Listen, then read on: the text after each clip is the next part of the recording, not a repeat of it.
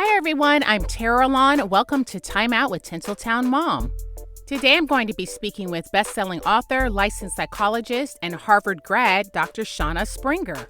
Dr. Springer is one of the nation's leading experts on military transition, disruptive change, suicide prevention, psychological trauma and recovery, post-traumatic growth, and close relationships.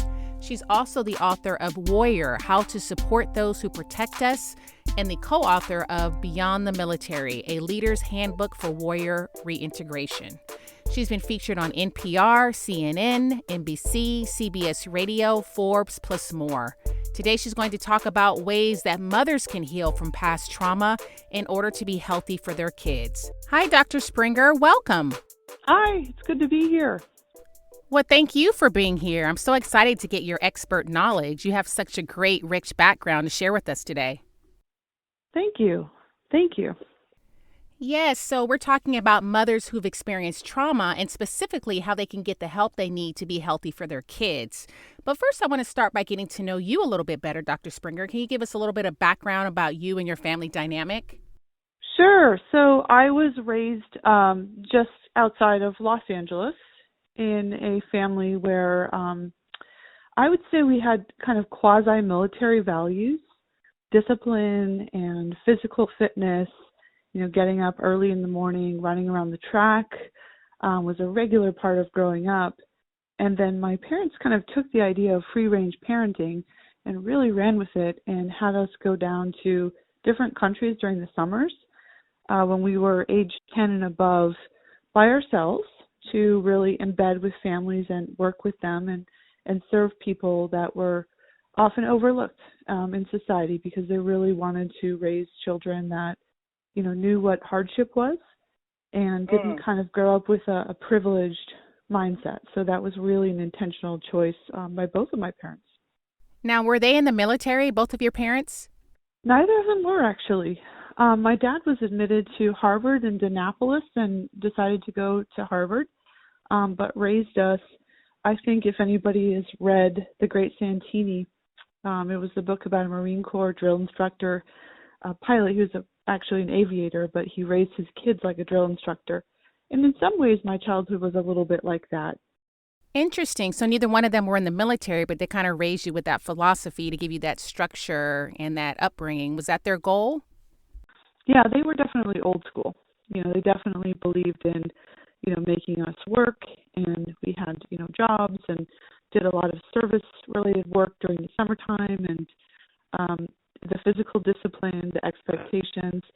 These were all things that eventually helped me feel at home with those who serve in our military and first responder populations. Oh, okay. Now, is that what prompted you to focus on the military and military training and just to focus your career in that direction? Yeah, thanks for that question. It was more of a recognition when I started working with military service members that it just felt comfortable. And I didn't put it together until I was on a walk with my sister many years later. And I said, why is it that they seem to really accept me so quickly and we seem to really identify closer with each other when I never served in the military and don't want to represent that I ever did? I haven't made those kinds of sacrifices. And my sister looked at me and she said, well, because we were raised like we were in boot camp, and we started piecing together the different parts of our background, and it just came into great clarity for me on that walk that, oh, that's why, because I have a lot of the same values, and I know what it feels like to be very far away from my family and trying to accustom myself to a very different culture and a different group of people and really build that trust and learn about how people live in different ways and, sometimes how people can come through trauma and really survive and thrive despite great adversity. Wow, that makes sense. And I know you're a mom as well, right? How many kids do you have? Yeah, I have two kids. And they're both under 10 years old. And so it's been an interesting year and a half for all parents, I think. During COVID, we've seen, a lot of moms particularly have to manage new expectations. Some moms, have had to give up careers or downshift in their careers, which can be very stressful, can impact your identity. I think for myself as a working mom, it's been, I would describe it as kind of next level parental guilt at times, honestly, because your kids need you and they have been often very socially isolated. And also you're working, from home and working long hours. And so sometimes when, my kids would come into my home office to, sort of need something from me, and I would have to say, I'm sorry, I'm on a Zoom call or a work meeting, it would be very hard to navigate that. And so my heart really goes out to all of the other mothers and parents out there that have had to navigate what has been a really challenging season for all of us as moms and parents. Yeah, we're definitely all in this together. And I understand that guilt that you feel when you're at home and your kids need your attention, but you have to work. So it's hard. It's really hard to navigate that. And especially when we're all at home together. Yep. So we're talking about moms who've experienced trauma in their lives, whether in childhood or young adulthood, or even in motherhood, where they are today and how they can get the help that they need. I know there's some moms listening who have gone through trauma and they think that they're okay. They don't need any help. So I really want to talk about that too, and just some practical steps that you can offer on where to go from here and really how to find that healing so they can be whole and be healthy for their children. Absolutely. And I will back you up in what you just said. I did a study actually in 2008 of over 1,200 women. Most of them were Harvard graduates because that was the sample I had access to. And a huge portion of them, over 50%, agreed that they had been through an experience that had dramatically affected their understanding of how the world could be safe or other people could be trusted. So trauma is, I think, a pretty human universal for all of us, especially after the last year and a half. Yes, absolutely. Can we just start by you giving us a boilerplate definition of what trauma is, just so we're all on the same page? Sure. So I would say kind of a simple kind of lay definition of trauma is that it is something that divides your world into two parts. There was the time before trauma when you had a certain set of assumptions about how to navigate the world or how people operate or how safe you are. And after, you have a different set of assumptions. So there's kind of a shattering of expectations and a divided sense of who can be trusted, whether you're safe to walk through the world and kind of manage situations. Okay, yes, that makes sense. And some things that I'm thinking about as far as trauma that women may have experienced could be sexual assault or domestic violence or other extreme situations like that. But would you also put in the same category COVID-19, for example? Maybe someone's experiencing a real fear of maybe going outside or being around people, and maybe it's just gotten to an extreme level. I don't even know if I'm going in the right direction with this. No, you are. You're right. I mean, they're all traumas, right? So the sense of feeling helplessness or a fear of what could happen, a sense of dread. You can be overwhelmed by feelings like panic or not sleeping well. So trauma actually causes a biological injury. But to your point, not all traumas are the same. So going through something with everybody else, a fear of COVID, this invisible virus, for example, might feel different and be a different recovery journey than a sexual assault or domestic violence assault, because that might really change your sense of how much someone who said that they love you, if, like, let's say the sexual assault is within a marriage or a date rape situation, it might change your situation about whether people can really be trusted and if people really are who they say they are. It's a very, very personal violation. And there's often a feeling that people get of they feel ashamed. I would say it's not their shame to bear, but they often feel ashamed. So it's hard to talk about those kinds of very intimate assaults versus feeling a fear of COVID is something that, we can probably more readily discuss with other people, which can help us move through that. Yeah, that makes sense. And do you counsel people who've gone through trauma? Is that part of your expertise? Well, I end up these days really doing a lot of writing and a lot of training and speaking. I just did a talk on a sexual assault and why that's a particularly difficult recovery journey, why it's really challenging. And the treatments that are made available to people are often not very appealing in terms of, going in and talking to a therapist about the day that someone was assaulted, a lot of people will suffer in silence because they don't want to talk about those details of the worst day of their life. And so I'm excited to say that there's some new treatments that are available, several of them, that are really looking at the biological impact of trauma and really addressing that I think are going to be game changers for people. Now, is that something that you can talk about? Sure. I'm happy to. So one of the most promising treatments is one that very few people have heard about. It's called stellate ganglion block, and it comes out of the pain therapy tradition. So anesthesiologists are the people that have really discovered and pioneered this, to include Dr. Eugene Lipov, really discovered that this stellate ganglion block, which is an injection of an anesthetic medication, it's actually relevant to, a conversation about motherhood. It's the same medication that many of us as mothers will have an epidural, during childbirth. And if you've ever had an epidural, it's that same medication that's injected into a cluster of nerves in the neck. And it seems to really restore a sense of calm in the body and really address things like sleeplessness and panic attacks that can come when you're exposed to a trauma. Oh, interesting. Is this a one-time treatment that you go in for, or is it something that has to be repeated? Yeah, most of the people that we've treated, and I've been following cases as a psychologist after they've had this injection for about 4 years, have really just needed one intervention. Some of our patients have needed a second session. The second day on the opposite side, an injection is made on the opposite side for those who need it. But we're seeing really good outcomes. And the key seems to be, if you get calm in your own body, can you find a trusted healer or somebody that you can talk with about those underlying thoughts and patterns that are maintaining the trauma response? Because in combination with therapy and other forms of healing, this kind of biological intervention can be really helpful. But I always say in combination with doing psychotherapy or other forms of healing. Okay, that's interesting.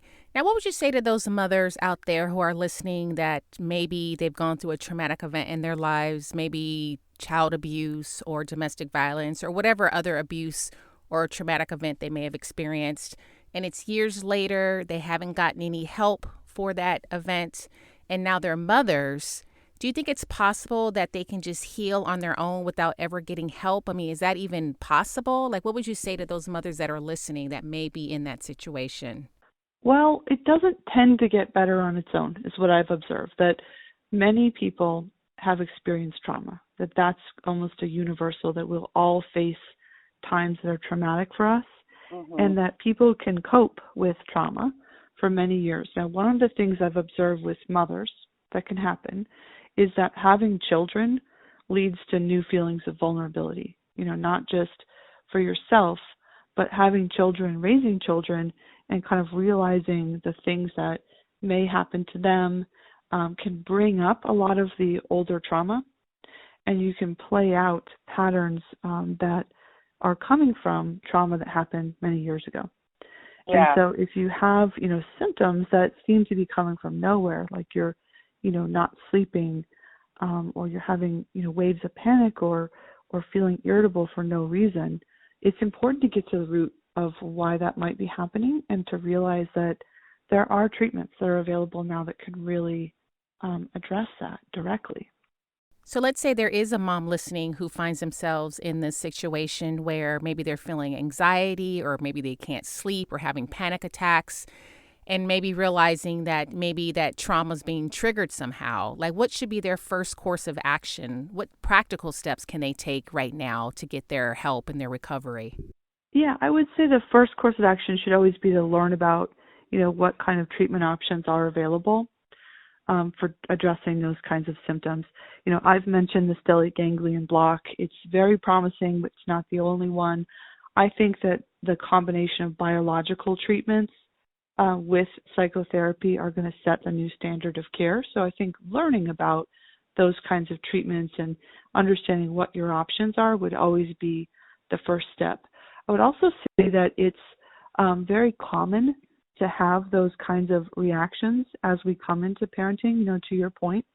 and that often if we don't address them, we can be anxious around our kids, and so we can kind of transmit a kind of anxiety that we don't want to our children. And we can teach them, often unintentionally, that they need to kind of be on guard because we find ourselves on guard or vigilant. And then you add on that everything that happened with COVID, and it really is a very anxiety-producing time for all of us to think about not just ourselves being vulnerable, but our children and other vulnerable people in our lives. So there's plenty of anxiety out there in the world, but there are also innovations happening that are really going to be helping to directly address those biological effects of trauma. Yeah, that makes so much sense. Now, what about those moms listening that maybe they're single moms or maybe they're having financial difficulties and they can't afford some of these programs or counseling sessions that maybe are offered out there? Are there free resources or reduced cost resources for them just to ensure that, moms everywhere can get the help that they need if they're going through or suffering through some event? Yeah, I think one of the things, whether free or reduced cost, that we've seen in the last year and a half has been the emergence of teletherapy, which has made therapy much more available so that people can really fit it right into their lives. And they don't have to, take hours off of work, travel in. And so there's a cost reduction right there to really fit it into their lives.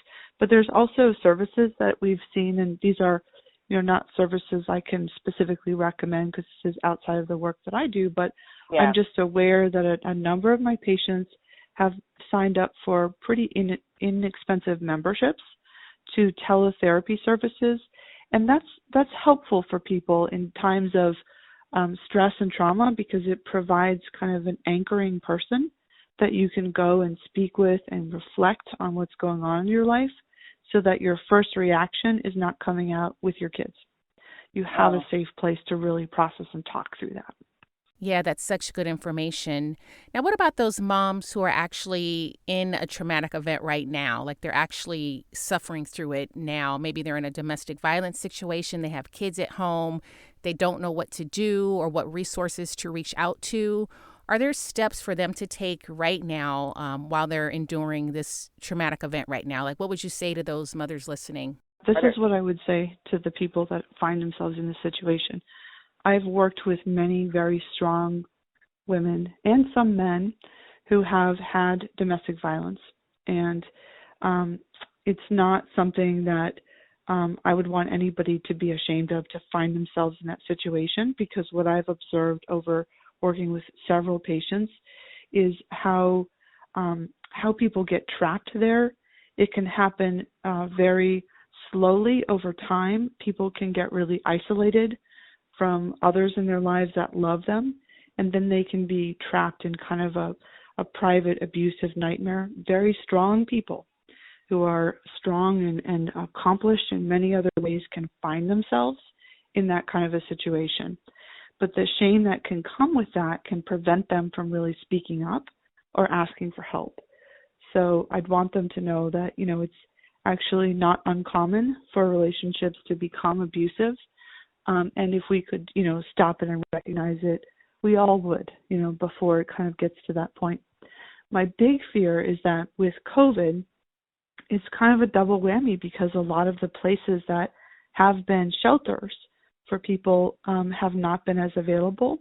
Yeah. And a lot of the behavior that happens in a domestic violence situation happens when people get isolated. And so I'm really concerned that there's a number of people we're going to find coming out of the pandemic who have really been trapped in a private nightmare for the better part of a year, year and a half, 2 years since COVID first began.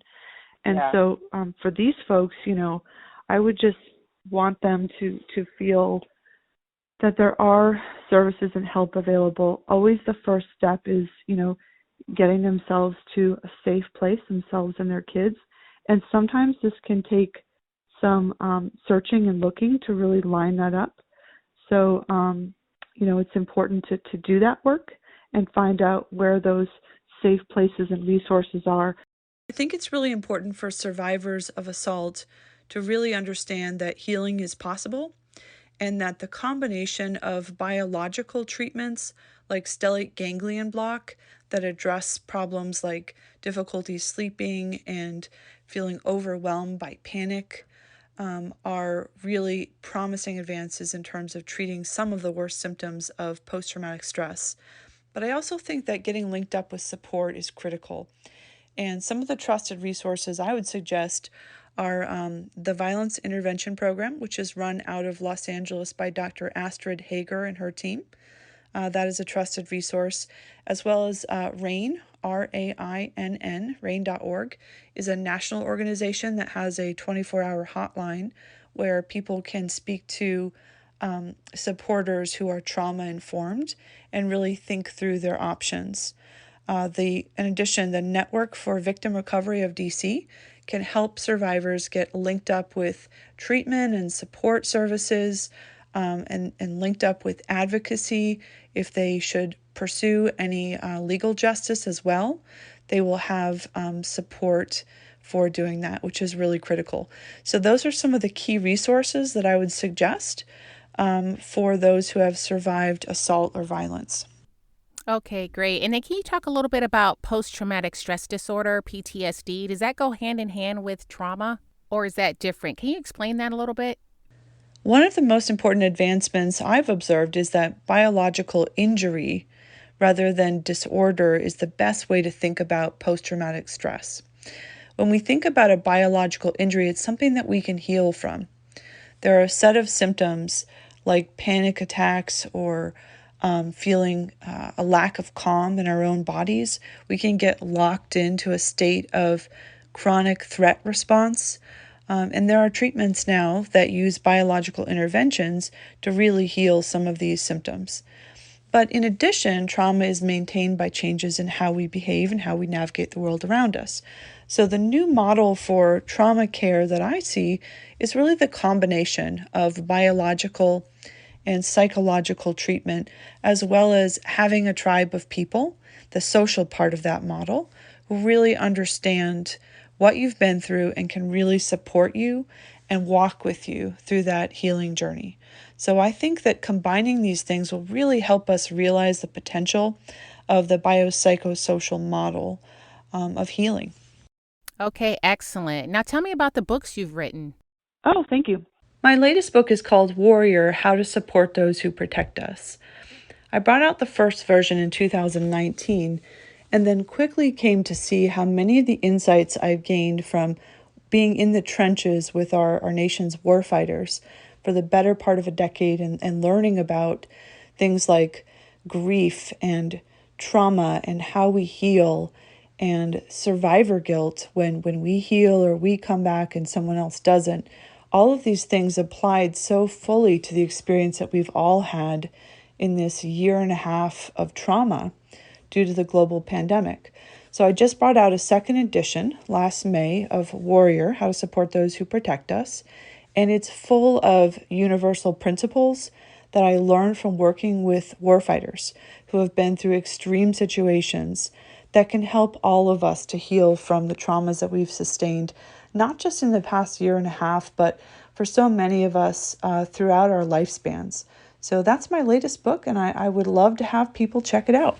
All right, excellent. Well, thanks so much for being here today, Dr. Springer. You provided such great information and excellent resources.